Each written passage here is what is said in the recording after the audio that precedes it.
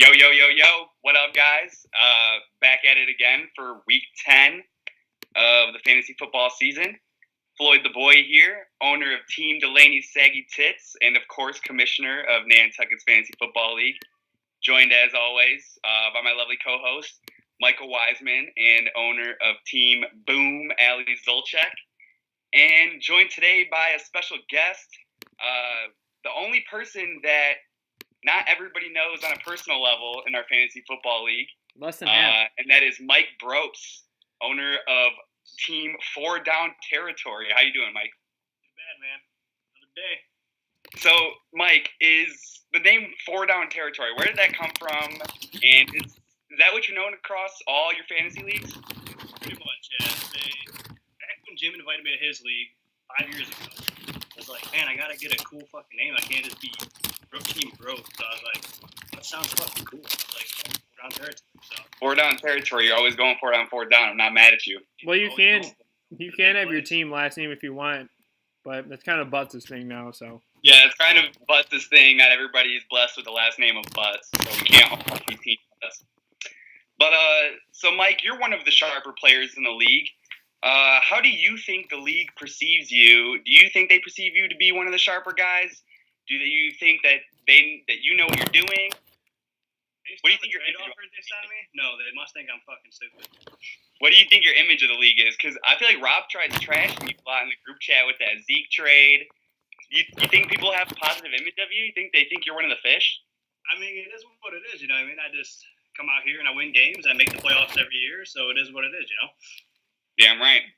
So we're gonna jump right into it with the topic everybody's been talking about all week. Actually, not all week. It's been 2 days. This happened 2 days ago. Am I right? Or feels like it's already been a week. It feels like it the anticipation. It's been hyped up. So I'm gonna let you guys have your opinions on it first before I go in on it. So for everybody, obviously nobody knows. We had an interesting trick happen right before. There's a lot of playoff implications on the line with this trade. Trevor, being one game out of the playoffs, has traded away T.Y. Corey Coleman, and Duke Johnson to Kyle Butts for Zach Ertz, who was on a bye this week, as well as Marlon Mack. So that was T.Y. Hilton, Corey Coleman, and Duke Johnson for Zach Ertz and Marlon Mack. Now, this trade has a lot of people calling for collusion. Some people are testing it, like Ricky's saying no chance. He's providing a couple other arguments why he doesn't think it's collusion. What do you guys think about the unfairness of this trade, if it is unfair? And Michael, do you think there's any possible chance of collusion here, Wiseman? All right, I will go first.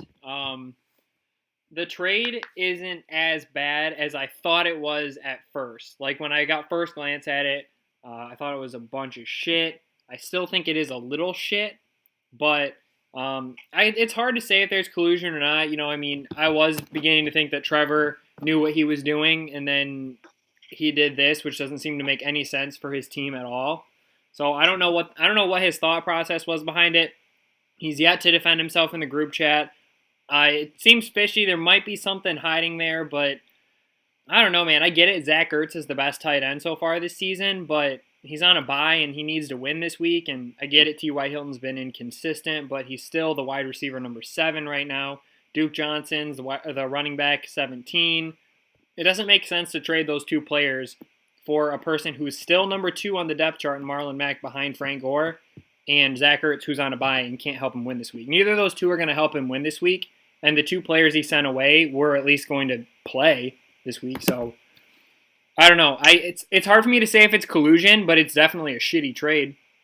I think very well put. I was kind of on the same thing with you, where it's just weird because Trevor's coming along. And then all of a sudden he makes a pretty shady move, which kind of opens it up a little bit. Mike, what do you think about it? I mean, the fact of the matter is just if you're going for a playoff spot, how do you make that trade?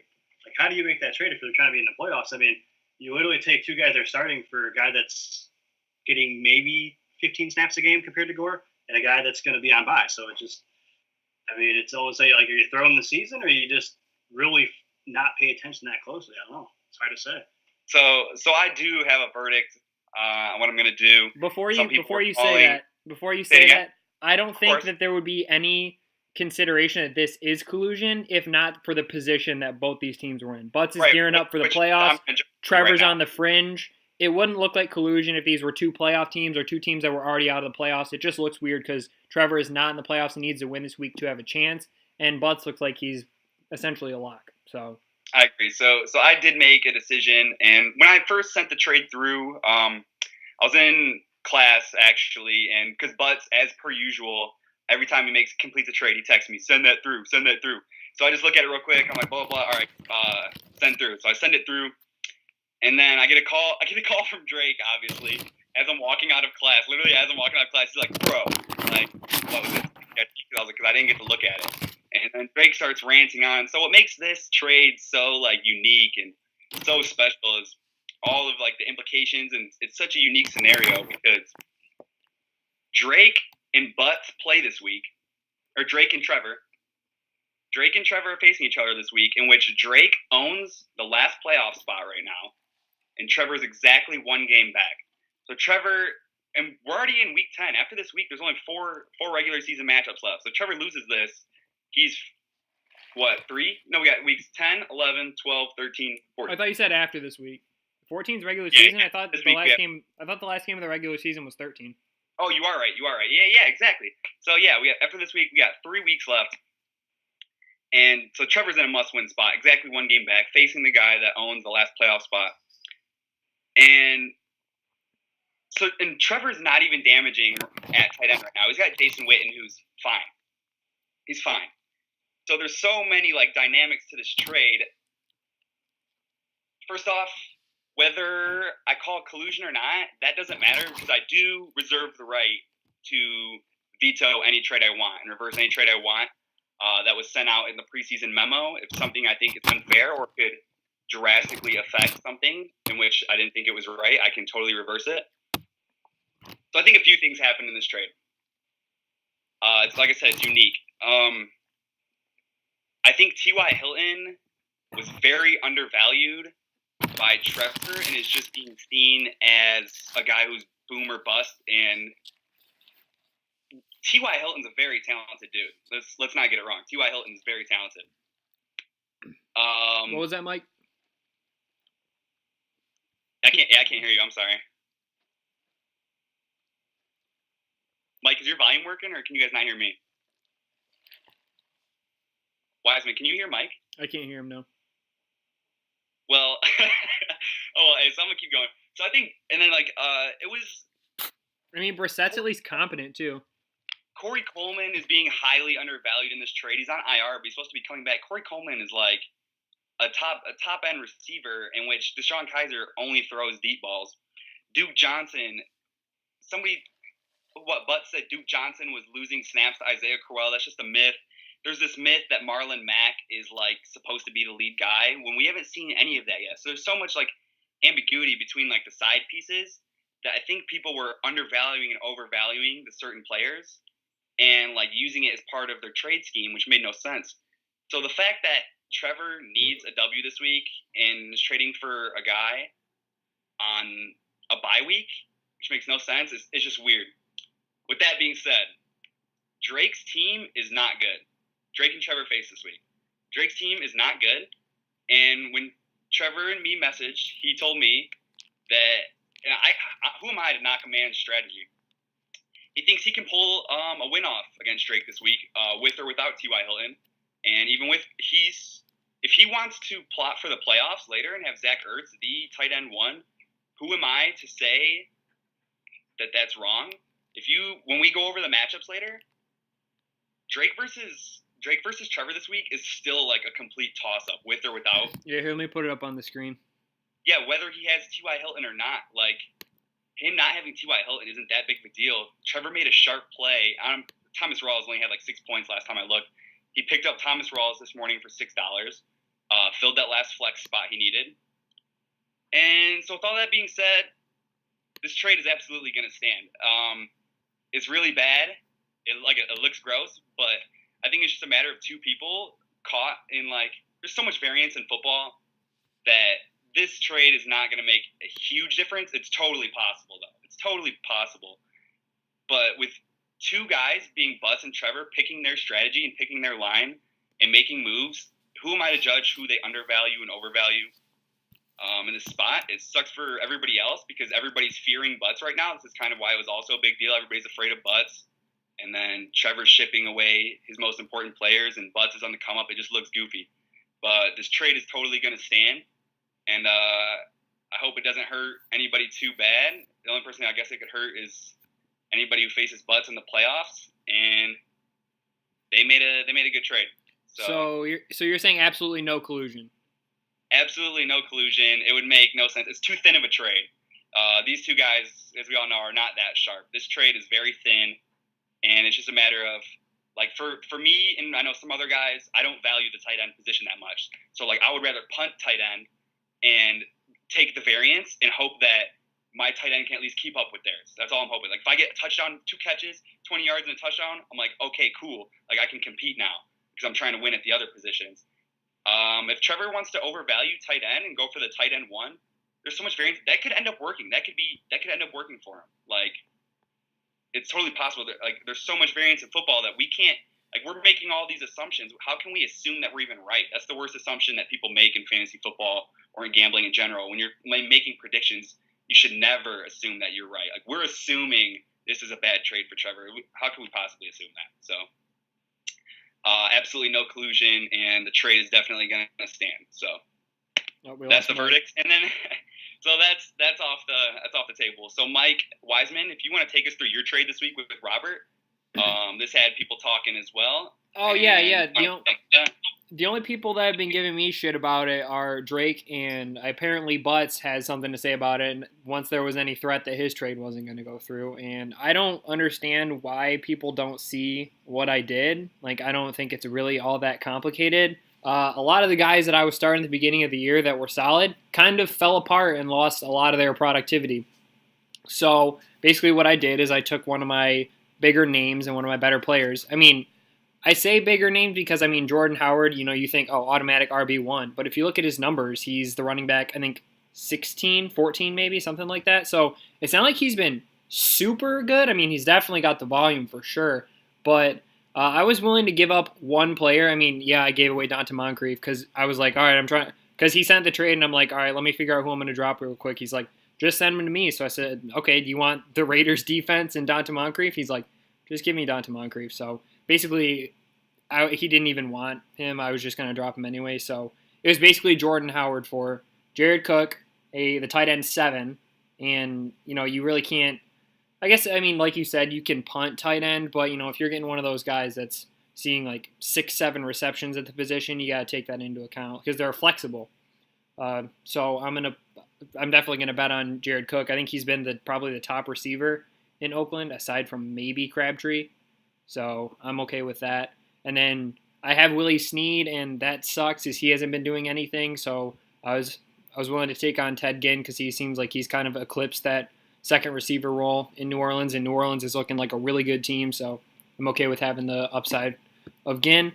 And then Abdullah is kind of just a filler at the running back position where I lose Jordan Howard, and Abdullah's got good volume. I know he fumbled twice the last game, but I don't think they're going to turn entirely away from him, so I'm just hoping he'll be enough. So essentially, it was one of those depth plays where you give up the best player in the trade, but you get startable pieces, and that's exactly what I needed because at 4-5, I'm not out of the playoffs, but my team hasn't been scoring shit the last 4 weeks, and that's something that I gotta change if I want to have a shot. For sure. Add Mike Brobst to this call again. I think he might have gotten booted out. As for my thoughts on it, I'm pretty high on Jordan Howard. I haven't actually looked at his season outlook. I'm really high on him this week against the Packers. It seems like they want to hide Trubisky behind Jordan Howard. He's getting massive volume. This was also a pretty thin trade, but it was something that you felt like you needed to do. It was kind of just like what Trevor did. Trevor was working for the long run. You're sitting at the record. What's your record right now, Wiseman? I'm 5-4? 4-5. 4-5. You're one game out of the playoffs. You know that there's no chance you're going to make the playoffs if you don't fill in those weak spots on your team. So you send Jordan Howard for some guys in the depth, and let's hope it works out for you. Yeah, I want to have Jared Cook right away, but trade, I can hear you. Outside of that trade, there wasn't welcome back, Mike. Outside of that trade, there wasn't a lot going on this week, but we do have 3 very important matchups this week as teams are pulling away to and away from the playoffs. And the first really important matchup this week, as we talked about, is going to be Trevor at 4-5 versus Drake at 5-4. Drake holding the last playoff spot, and Trevor exactly 1 game back in the midst of this controversy. Mike, do you have those teams pulled up? Do you want to talk about that, or do you want to go in on a different one? Let's see. You want to talk about Trevor and Drake? Trevor versus Drake. Let's see. Let me pull them up real quick to find the matchup here. I can go real quick while he's pulling it up. I have it up here. I think Drake's got a lot of solid matchups. I mean, Sterling Shepard against San Francisco is a great matchup. Demaryius Thomas against New England's a great matchup. Antonio Brown against Indianapolis is an amazing matchup. Cameron Brate is going to see probably more volume, especially in the red zone with Mike Evans being out. So I think Drake has a lot of good matchups. I think his team could definitely score a lot this week. Not to say that Trevor doesn't have a few decent matchups, but I don't like the outlook for Will Fuller without Deshaun Watson in there, and he has to start Marlon Mack, which might work, it might not. And then I don't know. I like Drake's team in this matchup, to be honest, by quality of players in the starting lineup and matchups. Yeah, so Drake, like I said, I'm not a huge fan of his team, but this week I think his team's set up really well. We obviously got to love Sterling Shepard against the Niners. Should be the Tevin Coleman week if there's going to be any of them, because Devontae Freeman's getting banged up. Tariq Cohen could be in a good matchup. He could definitely find the end zone against the Packers, who's been lingering. Antonio Brown is in the best spot of the week. Demaryius Thomas is in a good game against New England, in which they should be trailing. They should be passing the ball. Cameron Brate is in a prime spot. Whereas Trevor's pretty weak this week, but he also has a few decent matchups, being like Robbie Anderson, and Josh McCown's a great stack. Adam Thielen can hit any week. So although Trevor's team looks pretty weak this week, given the variance in the game, he could definitely pull this one out. And if he does, it's going to be huge, acquiring Zach Ertz. Mike, any final thoughts on that one? There's not much to talk about. Yeah, I mean, the thing with Fuller, as bad as Tom Savage was, I mean, he took shots deep.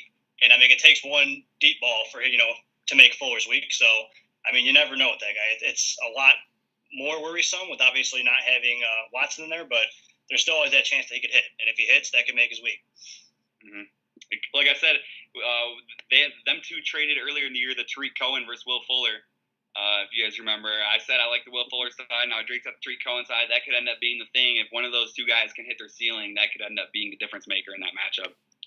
So we're going to move on. Righto. And we got another really important matchup, arguably the best matchup of the week.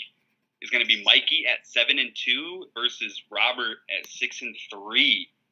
Winner is at least tied for first place, if not more. So, Wiseman, you want to take us through that matchup real quick? Yeah, sure. I think looking at Mikey's side, Ben Roethlisberger, although he is on the road, he is against Indianapolis, whose defense is terrible. They just let go of Vontae Davis, but he's going to be out for the season anyway. So that secondary is just trash, probably the worst in the league. I think Todd Gurley is going to be fine against Houston. DeAndre Hopkins should be fine as well. Danny Amendola is huge this week. I get it that Denver's got a tough secondary, but with no Hogan, I think Danny Amendola is going to see an uptick in targets. So I like that Danny Amendola play this week. Marvin Jones was huge last week, so I think he's able to do it again against Cleveland if he has to. Travis Benjamin against Jacksonville, I think that's trash, but I don't really think he has many better options on the bench, so I think that's fine. And then Rob's side, I mean, not having Mike Evans is shitty for him, but Kamara and Le'Veon Bell are getting just as much volume as anyone else in the league. Sammy Watkins just takes one play. Like last week, he literally had one catch for 67 yards and a touchdown, so just takes one play. And then Dez against Atlanta is solid. But if I'm being honest, I'm going to take Mikey this week. You got Mikey over Rob for sure. What about you, Mike? Yeah, I think so. Just he's got so much consistent scoring with Gurley and McCoy. I mean, McCoy had a bad week last week, but against New Orleans, I feel like they're going to try to grind the ball, run the ball more. He's got Roethlisberger against Indianapolis. That should be easy 2 touchdowns, 200 yards easily. I mean, Thomas against Carolina, they defended tight end pretty well, so that's a little bit of a worrisome. But I mean, with everything else, Marvin Jones against Cleveland, they can't run the ball. I'm a Lions fan. They can't run the damn ball, so they're going to pass all day. And then Lions D against Cleveland, there's bound to be some turnovers there. And I just like it. Not a big fan of the Sammy Watkins or Curse for Robert this week. I mean, Curse has been all right, but it's Watkins. It's either he's going to get 2 catches for 10 to 20 yards, or he's going to score a touchdown. So it's so hit or miss. So I'm thinking I'm liking Mikey this week. Yeah, Mikey's got a 1-game advantage up in first place, and if he wins this one, it could be a really big deal. It could really stride him into that regular season championship with the money. The consistent scoring, like you said, out of LaShawn McCoy and Todd Gurley is going to be a big deal. For Rob, it's just going to come down to the guys that need to perform. Des Bryant's been hurt all week. I mean, Dallas is always one of the highest team totals. So if Dez at least sees the field and sees the ball, he should be doing all right.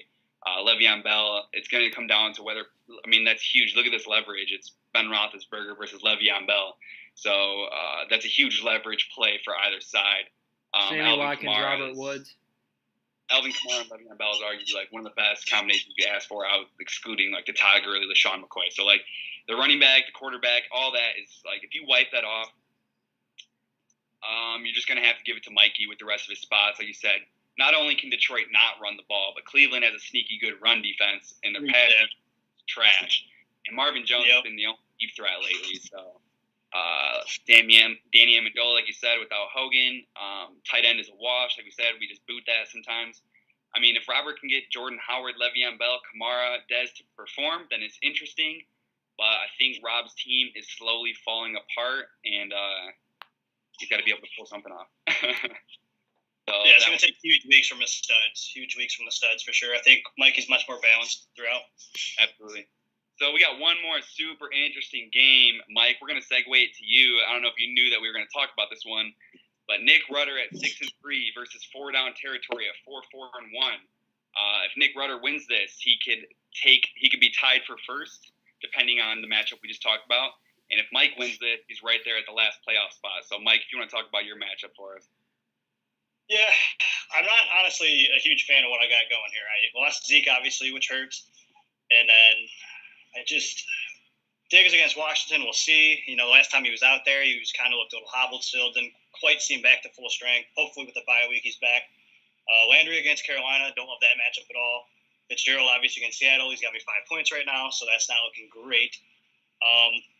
Miller versus the Rams, we'll have to see. I mean, obviously, with Savage in there, it hurts everybody on that offense. Quiet now, dog.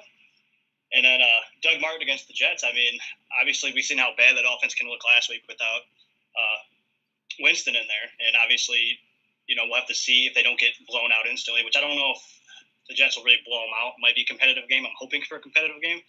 So I'm really going to be banking on Fournette this week a lot. And then hoping he can put up a big week for me. Jack Doyle's been consistent. Usually right around 15 points, so we're in there. And then just hoping for Diggs to blow up, honestly. I'm going to need that because, let's see, he's got Benjamin, he's got Foreman. So we got Freeman that's dinged up right now. We'll see how that looks. Breeze really has been putting up the numbers, and against the Buffalo pass defense, I'm not super thinking he's going to have a huge game. Let's see what else. He's got Murray against Washington, which obviously know McKinnon's mainly the workhorse there. Murray might steal a goal on carry here and there.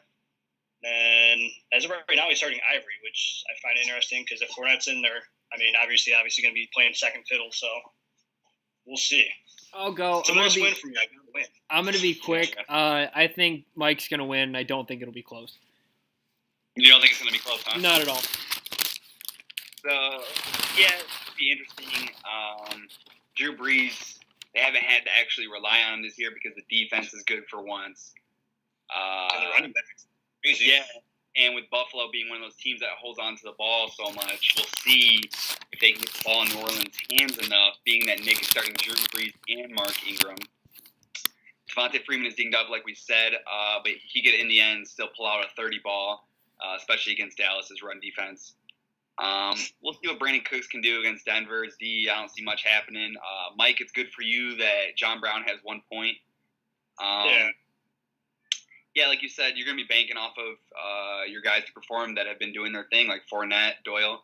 And Stephon Diggs is very interesting because he is so explosive, but it seems like game it's either nothing or everything. Mike, exactly. When he goes big.